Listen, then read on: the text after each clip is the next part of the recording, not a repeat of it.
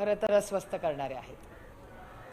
इथे राष्ट्रीय स्मारकाचा मुद्दा अनेक दिवसापासून प्रलंबित आहे। मुख्यमंत्री आजच्या सभेमध्ये म्हटले की पुढच्या महापरिनिर्वाण दिनापर्यंत प्रयत्न करूया की राष्ट्रीय स्मारक पूर्ण करण्याचा। मला कळत नाही ते करण्यासाठी इंदू मिलची जी जागा दिली त्याच्यानंतर हे स्मारक करायला एवढा उशीर का होतोय याचं उत्तर मोठे मोठे रस्ते इन्फ्रास्ट्रक्चर प्रोजेक्ट्स यांचे होतात, पण हे स्मारक जे आपल्या सगळ्यांचं श्रद्धेचं स्थान आहे, आस्थेचं स्थान आहे, ते का पूर्ण होत नाहीये आणि याचं उत्तर खरं तर महाराष्ट्र सरकारला द्यावं लागेल।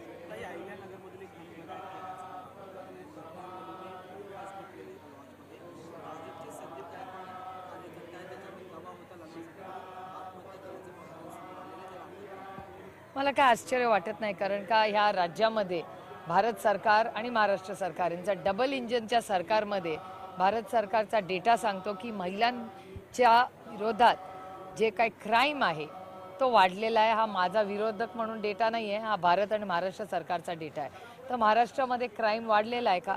तर वाढलेला आहे, हे वास्तव आहे। आणि मग स्त्री भ्रूण हत्या असेल किंवा हुंडाबळी असतील किंवा हे नवीन अहिल्यानगरचं प्रकरण असेल, हे दुर्दैवी आहे की कुठल्याही महिलेला या राज्यामध्ये आज सुरक्षित वाटत नाही।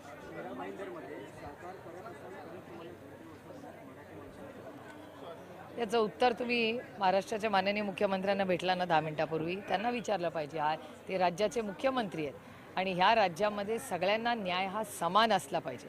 तुम्ही काय खाता काय करता याचा काय संबंध कुणाशी?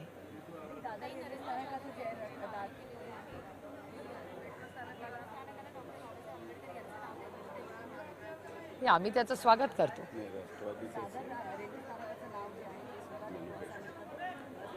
राष्ट्रवादी काँग्रेस पक्षाची अनेक वर्षाची ही मागणी आहे, ती आम्ही संसदेतही अश्विनी वैष्णवजींकडे केलेली आहे। त्यामुळे हे सगळे आमचे जे सहकारी नेते आहेत प्रभारी, हे सातत्याने त्यांनी मागणी ही केलेली आहे। आमची अपेक्षा आहे की 10 वर्ष, हे 11 वर्ष झाली त्यांच्या सरकारला, आता 11 वर्षात आम्हाला अजून काही न्याय मिळालेला नाही।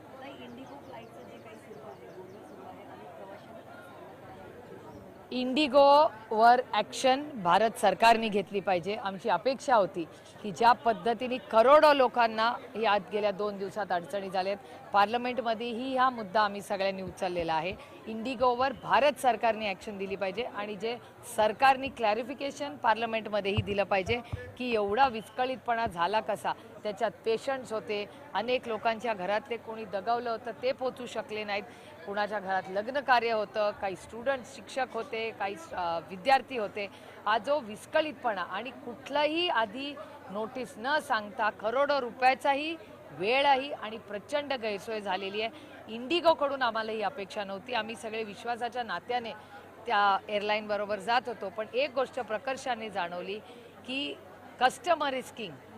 त्याच्यामुळे भारत सरकारने आता अजून इंडिगोसारख्या 5 एअरलाईन्स केल्या पाहिजेत, ज्याच्यातून एकाकडे असा कुठलाही कंट्रोल राहता कामा नये की या देशातली प्रत्येक जो दौरा बाहेर जातोय त्याला अडचण झाली। करोडो रुपयाचं पण नुकसान झालं आणि करोडो लोकांचेही हाल झाले, लहान मुलांपासून ज्येष्ठ नागरिकांपर्यंत। त्याच्यामुळे याची एक इन्क्वायरी लागली पाहिजे आणि आम्ही मागणी करतो पक्षाच्या वतीने की भारत सरकारने पार्लमेंटमध्ये आम्हाला ह्याच्यावर व्हाईट पेपर काढून एक स्टेटमेंट केलं पाहिजे की इंडिगोचं नक्की झालं काय आणि याला जबाबदार कोण आहे। नुकसान भरपाई देण्याची मागणी कराल? अर्थातच हे सगळं म्हणून तर भारत सरकारने पहिलं तर स्टेटमेंट केलं पाहिजे। भारत सरकारचं स्टेटमेंट पण आलं नाही, पार्लमेंट चालू आहे, का नाही भारत सरकारने याच्यावर स्टेटमेंट केलंय? केवढी मोठी गोष्ट आहे।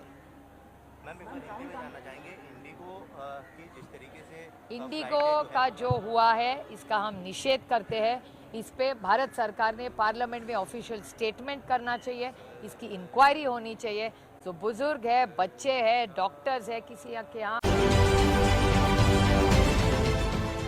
देश विदेशातील प्रत्येक घडामोडींचे लाईव्ह अपडेट मिळवण्यासाठी आता साम टीव्हीच्या सर्व सोशल मीडिया प्लॅटफॉर्मला लाईक, फॉलो आणि सबस्क्राईब करा। तसंच सर्व नोटिफिकेशनसाठी बेल आयकॉन प्रेस करायला विसरू नका।